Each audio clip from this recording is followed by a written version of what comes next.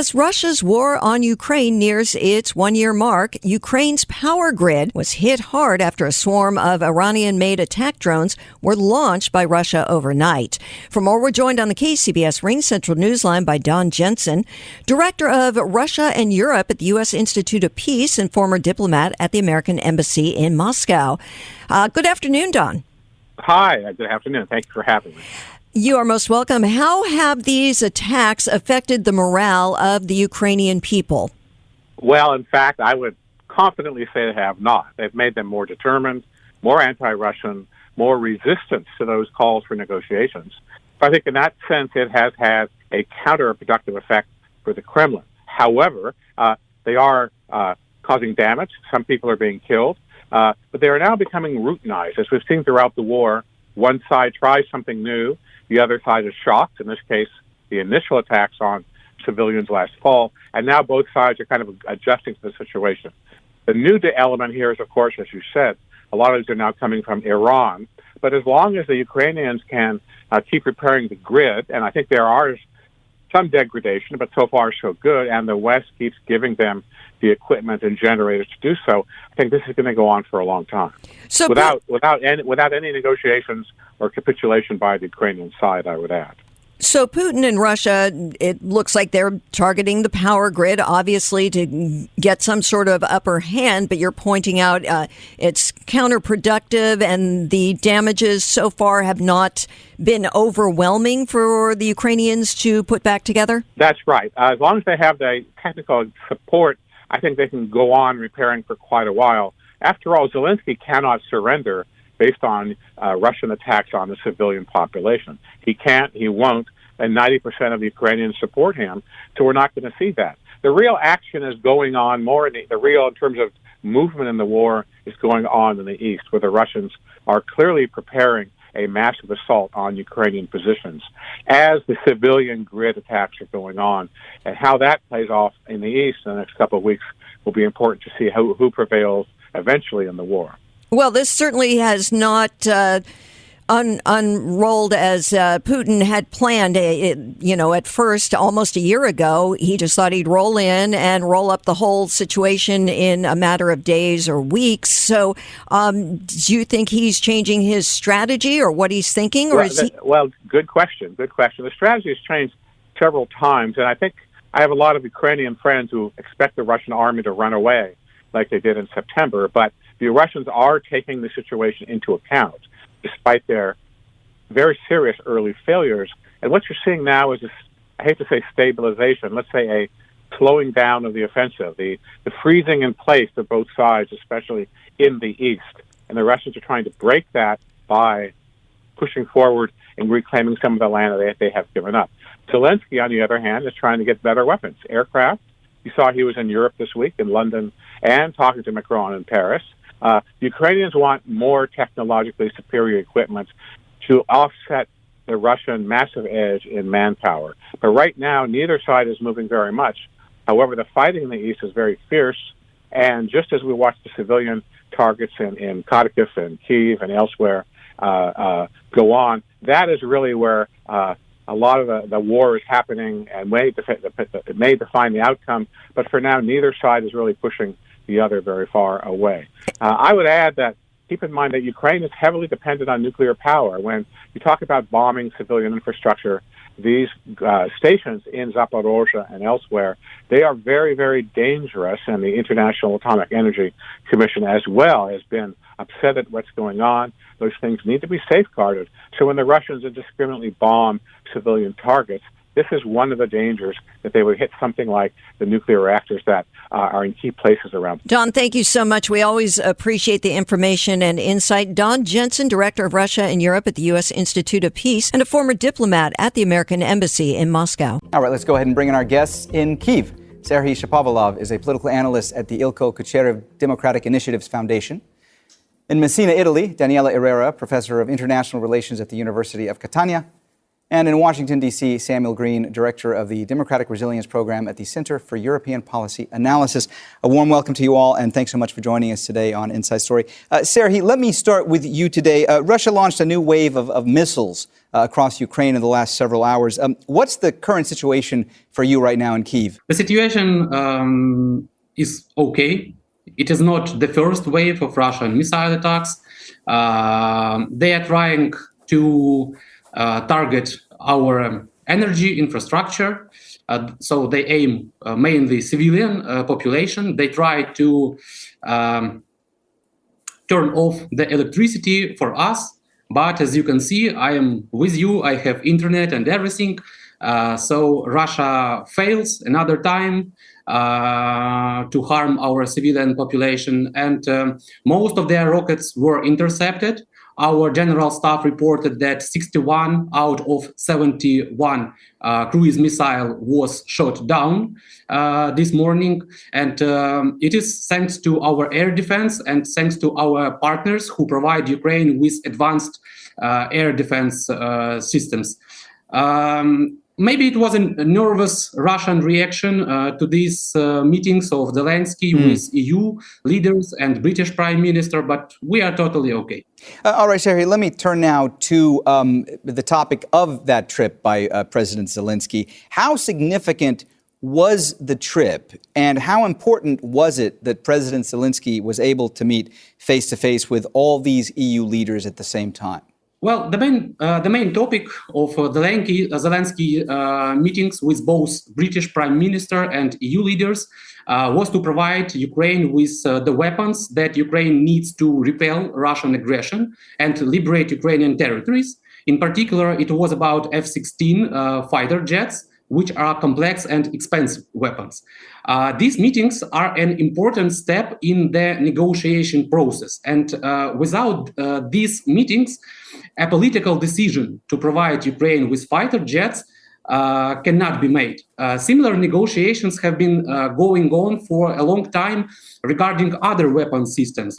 Through diplomatic efforts, Ukraine convinced its partners to expand military assistance and provide Ukraine with new and more powerful systems. It was about HIMARS systems, Patriot air defense system, Western tanks such as Leopard 2, Challenger 2, Abrams, etc. So firstly, political decisions should be made to transfer these weapons to Ukraine. And these meetings are important because in making such decisions, the emotional aspect and personal trust play an important role. And such meetings allow for this personal contact and personal trust between European leaders and Volodymyr Zelensky. If you remember... Sorry, Serhiy, go ahead. Yeah, if you remember, Ukraine was granted EU candidate status after EU leaders, in particular Scholz and Macron, visited Ukraine, and they witnessed the consequences of Russian war crimes. And this involved this emotional aspect. And it makes such a decisions about granting EU candidate status or providing Ukraine with weapons easier. So this is why it is important. Daniela, you heard there Serhiy talking about the fact that President Zelensky is seeking more weapons systems from EU leaders. President Zelensky also said at the conclusion of those meetings that several European leaders had expressed to him their readiness to supply Kyiv with fighter jets. I want to get your perspective on how likely you think that might be to happen. Well, this is a very, very important and relevant meeting because for the first time, President Zelensky had the chance to meet the European leaders. Please let me remind that there is a long and established relation between the EU and Ukraine. So the Ukraine has been part of the European neighborhood policy, and also the EU has tried to play an important role already in 2014 and in 2017. But Zelensky also always looked at the EU and the European countries. But we also have to remind and to remember that European countries have different preferences when it comes to foreign policy, bilateral relations, defense policies. So this means that the President Zelensky was looking at the EU, but he has also very relevant bilateral relations with some of the European countries. So this can make the difference. Obviously, meeting the EU as a whole this time can be a symbolic different thing. But at the same time, because there's more formal legitimization, and it is clear that yes, the president has prioritized those countries which have always supported more than others Ukraine, so obviously France and UK.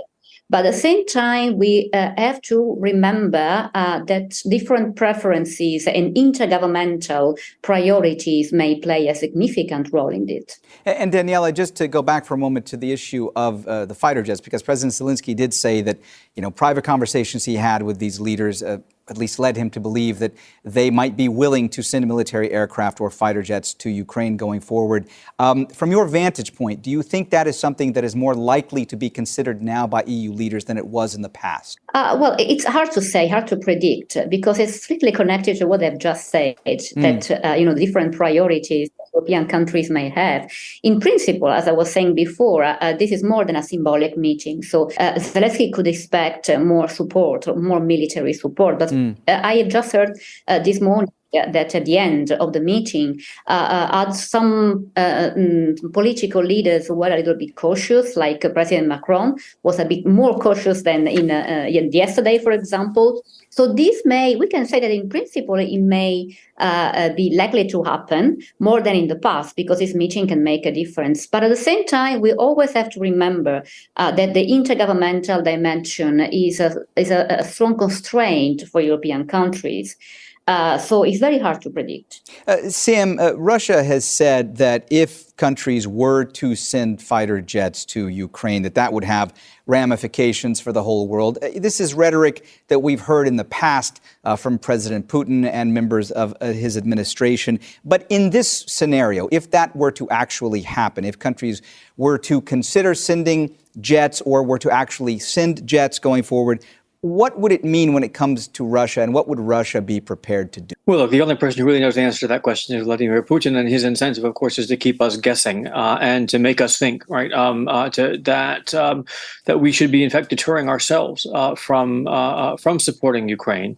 The reality is we're now about a year into this war, and Putin has tried, and his spokespeople have tried at various points to draw various red lines. Any sort of military support, any sort of economic support for Ukraine was initially positioned as something that could lead to an expansion of the war.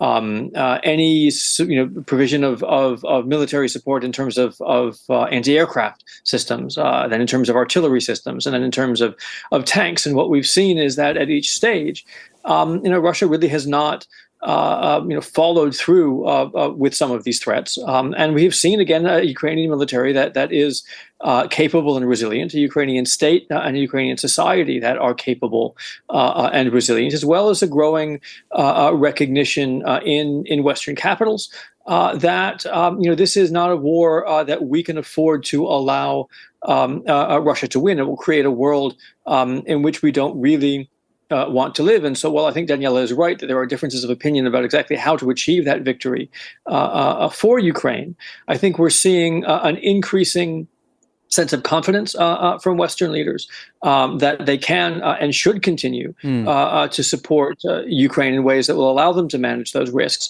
But that also there's an opportunity here to shift the logic a bit, right? So the tanks that Serhiy was mentioning a moment ago, will show up on Ukrainian battlefields only in a matter of months. To be honest, it takes time to train people, to get things shipped, to get things positioned, to get the supply lines in place. The same will be true for fighter jets when those are eventually approved. And I do think it is a question of when rather than if. But what we've seen, particularly with the announcement from London that Britain would begin to train Ukrainian Air Force pilots, what that does is it shortens the delivery time. Right? So once we get to the point, right, where a political decision is made to deliver these aircraft, they will be able to get into the fight much, much quicker. And that doesn't just change the dynamic on the battlefield.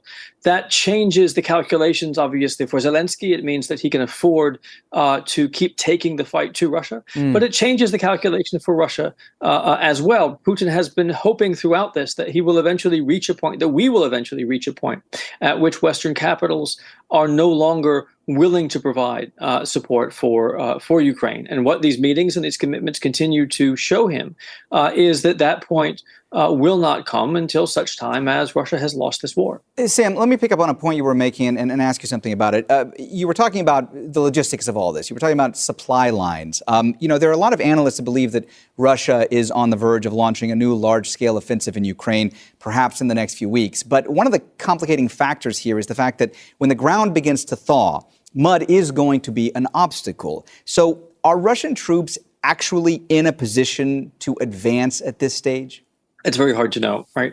We don't exactly know what they're planning, obviously. And I myself am not a military analyst, so I listen to the smart people on this. I think what the consensus among the smart people on this is, right, is that it's going to be a difficult couple of months. The Ukrainians themselves have been very clear about the fact that they are facing a Russian military that has increased its manpower along the front lines, particularly in the east, that does seem to be looking to make progress, not galloping progress across Ukraine, but to make marginal gains. They are also willing to take very significant losses in terms of manpower and equipment in order to do that. And in an effort, I think, to exhaust Ukraine and exhaust the West. So again, this communication that Ukraine will not run out of support from the West, that there is more firepower coming to the front line, that Ukraine will be able to withstand this renewed assault from Russia and will be in a position to counterattack, is extremely important to the calculations on both sides. Daniela, obviously right now we're seeing a unified EU that is bolstering its support to Ukraine. But if the war continues to grind on, if it essentially becomes a war of attrition, would at some point we see EU countries push to get Ukraine and Russia to the negotiating table? Well, this is very hard as well, because the EU has already lived other crises and already demonstrated very little ability to produce significant results on a diplomatic scale.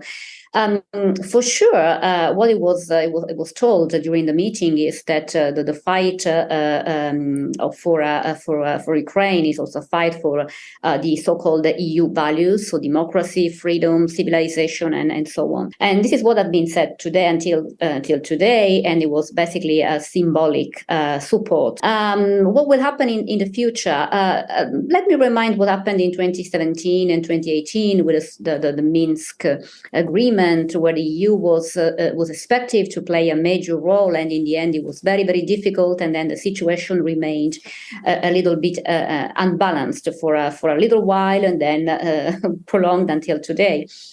So it is very hard for the EU to find a common position. This would be the basic condition, to have a common position. And until now, we have seen that the common position is very difficult when it comes to weapon provision, when it comes also to relations among states, as for energy dependencies of Germany, for example, or other countries in the eastern part of Europe have different views compared to other countries in the western part of Europe. So what is missing is common ground on which all member states can act. So probably we may expect some initiatives, some efforts on the part of probably EU institutions, the Commission, for example. But it is very hard to say that the EU will play a decisive role, I would say, again.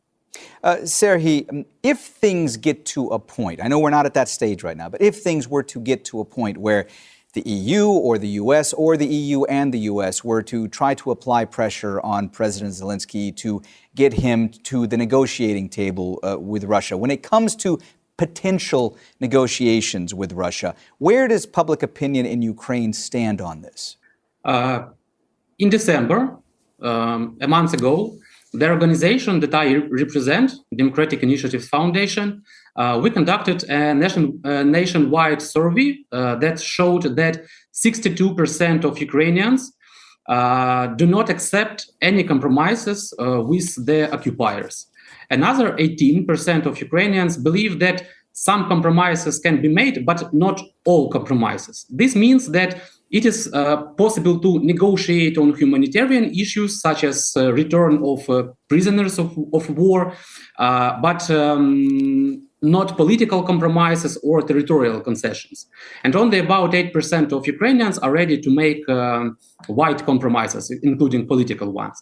And as we can see, the vast majority of Ukrainians believe Ukrainians understand that Russia intends to completely destroy our country and our people.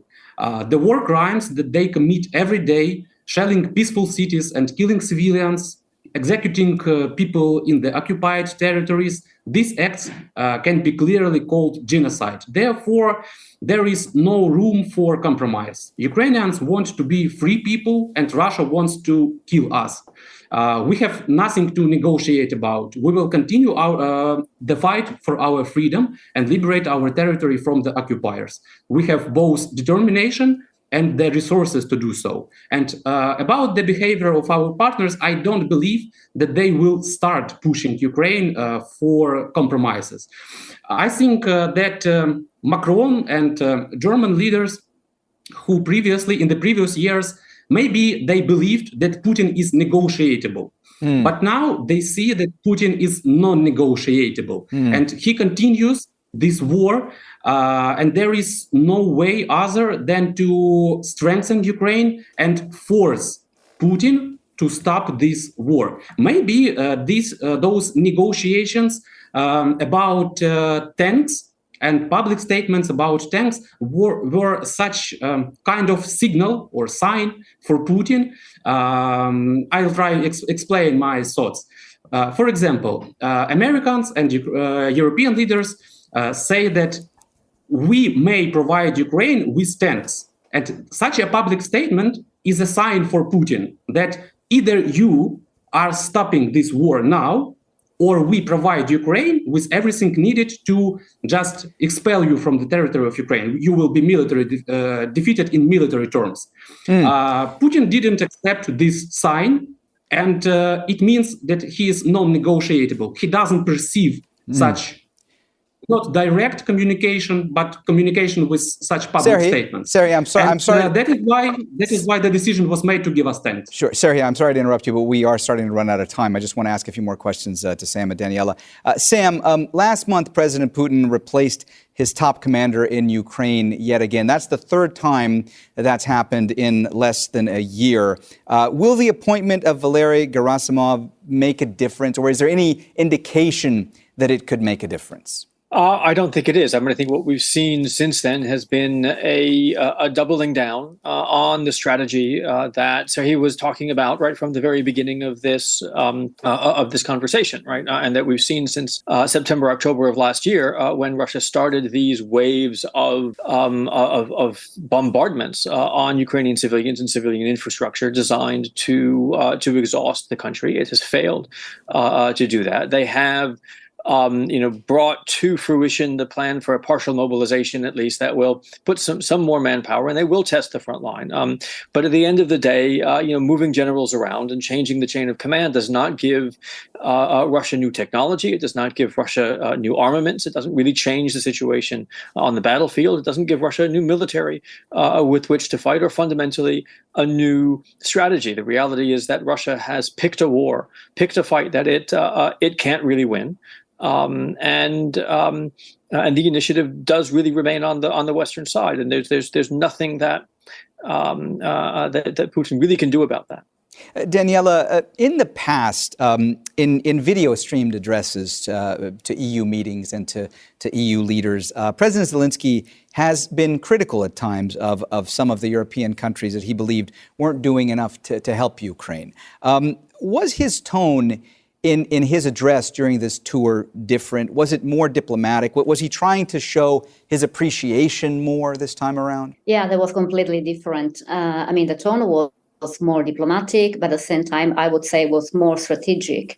But probably because he has perceived that this meeting was not going to be symbolic, only symbolic, because it was U.S. being very much symbolic, too much symbolic until now. So things are definitely going to be different.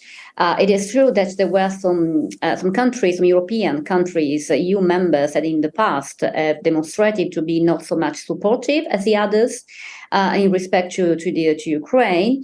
But at the same time, what we saw during this meeting was a more, let's say, comprehensive approach toward Ukraine. Obviously, some countries, I don't know, like Hungary, for example, didn't demonstrate a complete new approach. But in some ways, it was a little bit more dramatic because Zelensky was here for expecting a bit more. And probably he was using a more strategic approach, cautious approach, a strategic one as well. Serhiy, we only have a couple of minutes left. I want to ask you, when it comes to President Zelensky trying to ensure that Ukraine can join the EU, do you think that Ukraine will be able to join the EU in an expedited manner? And also, more importantly, what can EU membership offer Ukraine? The EU membership is a long-term advantage for Ukraine. It will allow Ukraine to restore after all the devastations made by Russia, and this will also help to make our country better, because in order to become an EU member state, Ukraine needs to make reforms, or otherwise Ukraine doesn't become EU member state. And such reforms, they will not allow such things like corruption or mismanagement that were widespread in Ukraine before. I think that the EU membership will allow us to become better internally, and in future we will live without such things like corruption that ruined us. And because of corruption, the money are spent in an ineffective way. Serhiy, I'm sorry to interrupt you again. Yeah. We're just almost out of time. Just very quickly, do you think that the EU will allow Ukraine to join anytime soon? Just very quickly, please. It will not happen until the war ends, I suppose. And I think it can take up to 5 or 7 years when such reforms that are needed for Ukraine to join EU, it will make this possible.